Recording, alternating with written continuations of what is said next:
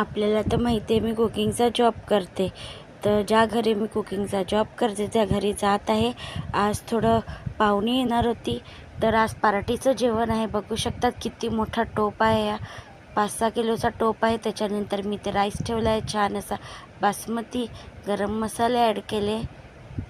तर इथे मी ब्राऊन कांदा करत आहे. मला काहीतरी एक छान असा व्हाईट पुलाव बनवायचा आहे. बघू शकता जो कांदा फ्राय केला आहे तो डायरेक्ट मी पुलावमध्ये ॲड करत आहे. कारण की ह्या घरी हा पुलाव पहिल्यापासून खूप आवडीने पार्टी असते तेव्हाच बनवला जातो हा पुलाव. इकडे कधी कधी आम्ही ह्याच्यात काजूसुद्धा फ्राय करून ॲड करतो. तर हा पार्टीवाला पुलाव आहे छान असा. बघू शकता छान. आता मी ह्याचं पाणी गाळून घेणार आहे.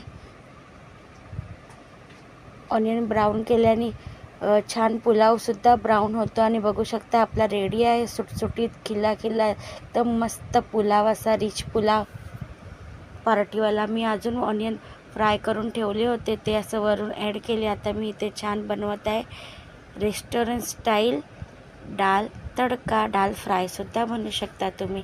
तर इथे छान असं मी बघार देत आहे डाळीला. तर डाळ मी चांगली कुकरमध्ये फेटून घेत आहे छान असं. त्याच्यामध्ये मी एका कढईमध्ये काढून घेत आहे डाळसुद्धा. बघू शकता छान काश्मीरी मिरची ॲड केली. आता आपला तडका रेडी आहे. तो आपण डाळीवरती ॲड करणार आहे छान असा आणि मिक्स करून घेणार आहे डाळ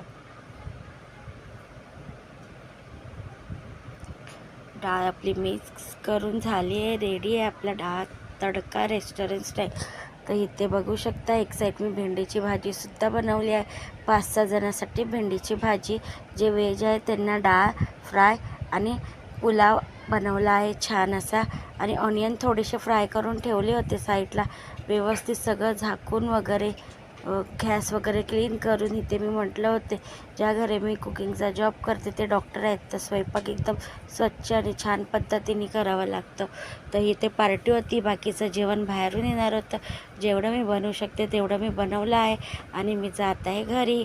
बाकी ऑफिस टिफिनला आणि लास्ट जॉबवरती काही दिवस मॅडम बाहेरगावी गेले आहेत, त्याच्यामुळे थोडे 3-4 दिवस व्हिडिओ बघण्यासाठी मिळणार नाही. तर माझ्या यूट्यूब चॅनलला लाईक शेअर सबस्क्राईब नक्की करा आणि कमेंटमध्ये सांगा आजची रेसिपी कशी होती.